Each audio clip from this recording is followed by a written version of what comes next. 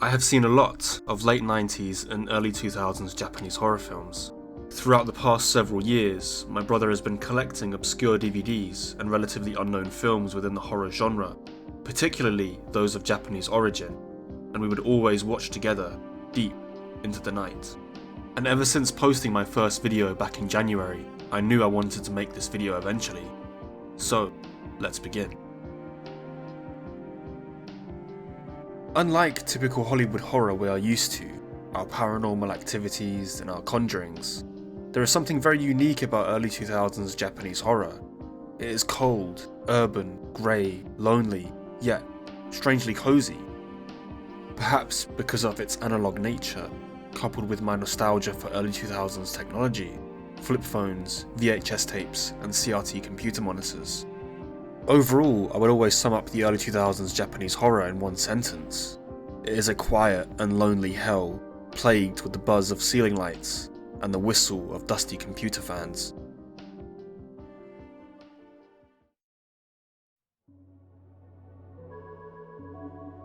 If we are to truly understand this genre, we first need to discuss the context surrounding these films. And it starts before the 2000s, with the 1990s Japan, which became known as the Lost Decade, and its people the Lost Generation. These people were stuck with the employment ice age, which meant job cuts and unemployment for much of the population, especially after the economic boom of the post-war decades up until the 80s. The 90s presents a stark contrast, defined by recession, stagnation, and a general move in the opposite direction for Japan's once bustling economy.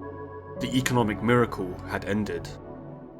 Whilst the ushering in of the 21st century was filled with wary optimism for Japan, it did see huge leaps in their technology manufacturing.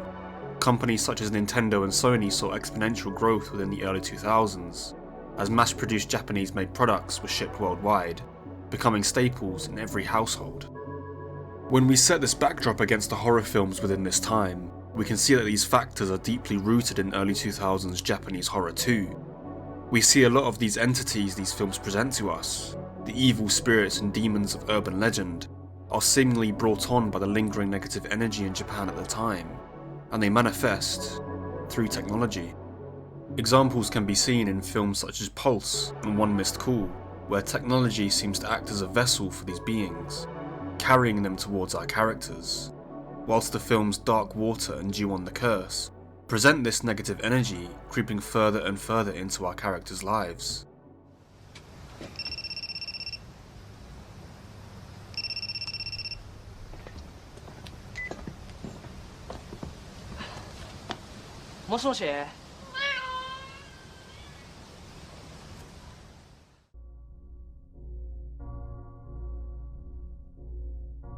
Japanese horror in the 2000s is different. These films seem sick, poisoned by a sense of quiet dread. Perhaps it is a fear of the future, as Japan's miracle years are behind them. The never-ending party is a distant memory, and now, during the 2000s, the cold reality of life sets in. Subsequently, this feeling is highlighted by a lot of the setting choices in these films.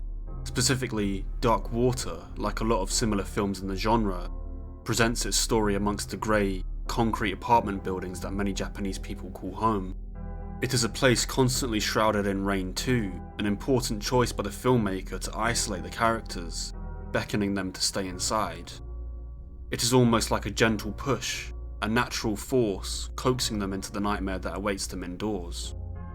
Similarly, the setting, like a lot of these liminal spaces that have drawn the internet's attention in recent years, seems like a place hiding something sinister, a feeling which, to me, is something indescribable. They present something almost uncanny, familiar, yet strangely unsettling. I want you to imagine if someone were to show you a picture of a hazy memory, a place and a time you remember fondly. In our minds we see it through rose-tinted glasses.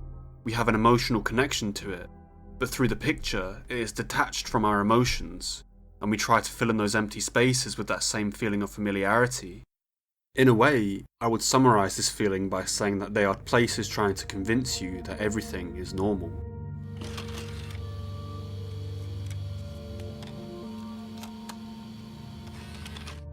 On this point, when applying this idea to the settings of each film, it can be argued that these terrifying entities seem to belong in this uncanny environment around them. This is unlike many of the Hollywood-style horror films we're used to, where the entities seem to contrast their setting, where the fear is generated from the dichotomy between the normal setting of the characters and the otherworldly presence which shouldn't belong. And we can see Japanese horror in the 2000s flips this idea on its head, as instead it seems to be the characters themselves who in fact do not belong. The world around them seems hostile, wanting them out. It can be argued that, visually, these spirits and demons in 2000s Japanese horror are the pinnacle or embodiment of this uneasy feeling that these settings create for the audience. And this is no more apparent than in Ju-on the Curse, where the house of the mother and son gives the audience subtle clues to allude that something is not right. The use of lighting is important within this space, as the hazy, blighted daylight seeping through the windows suggests that the setting has become sick, plagued by something inhabiting its walls. Additionally, we can see, from a visual perspective, how each floor of the house also seems to present different layers to the intensity of fear. As each time a character travels higher into the house, the fear becomes more and more engrossing, with the attic being the apex of this horror, holding the spirit and body of the mother, like a demonic spider's web, trapping its victims. And much like my earlier point, it seems to be the metaphorical conclusion or release to the build-up of tension, almost like the source of the terror.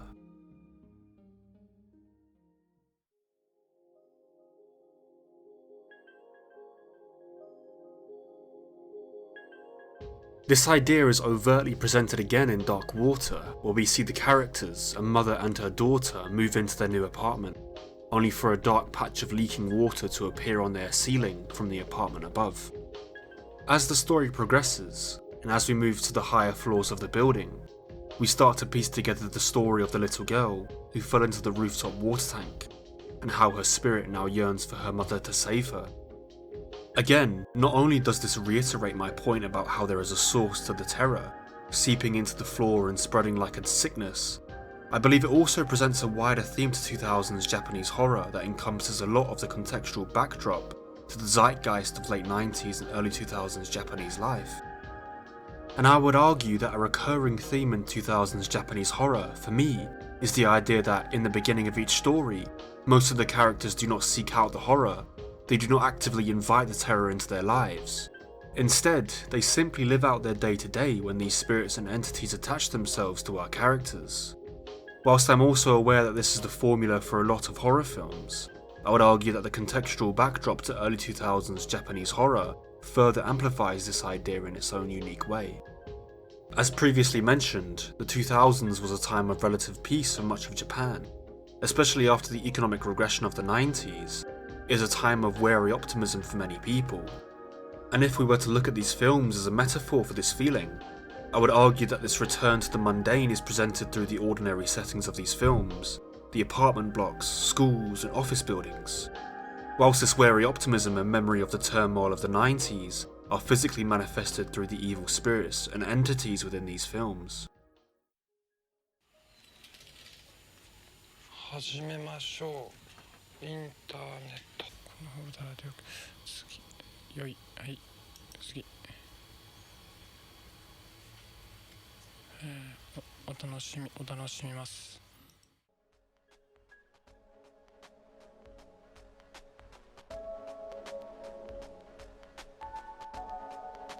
And going off my previous idea of these characters not seeking out the horror, I would argue that these beings are an embodiment of this economic downturn in the 90s, an indirect problem which invaded people's lives, no matter who they were or where they lived. And the fact that they often manifest through technology, like in One Missed Call, we can see how the steady prosperity created by the boom of Japanese technology in the 2000s allows its people to reap the benefits. However, as we can see in this film, these devices, these representations of progression, can also become a bad omen, a warning for the future. Technology can turn on its user, and, as Japan knows all too well, the systems in place which govern our lives, such as the economy, can turn against us too. Looking at the paranormal aspects of these films, the yokai, the onryo, and even the kaibyo, the omen of the cat spirit, we can see how these films aim to mix these traditional Japanese folklore tales with the complexities and technological advancements of modern Japanese life. But I think the question is, why have this blending of the two worlds at the opposite ends of the spectrum? Well, it is no secret that Japan has a stark dichotomy between the sheen of modern life and their conservative traditions. The shining skyscrapers of their metropolis cities stand just meters away from century-old shrines and temples.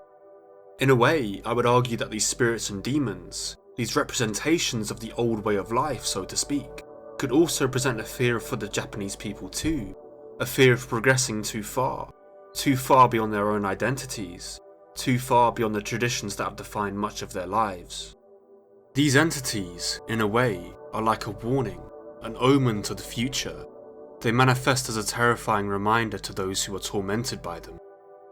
In particular, their manifestation through technology, like in One Missed Call and Pulse, we can see how these entities, spirits and demons, adapt from their folklore origins to the modern world. They adapt to reach the Japanese people who are straying further and further into the future, and further away from traditions, becoming disconnected from each other and the world around them. Finally, I want to end this video with one final point. I would argue that this focus on technology in these films encompasses a generational look towards the future. I believe these cold, soulless depictions of these devices are a deliberate choice by the filmmakers to question the technology that creeps further and further into our lives with each passing day. They present these spirits, through technology, as a way of making the audience question their dependency on it, to objectively view these devices as a way of disconnecting our own emotional attachment from them, to view them simply for what they are. When we take away our need for them, they are empty, but when we give them that emotional power, that sense of being more than what they are, that is when we invite these demons into our lives.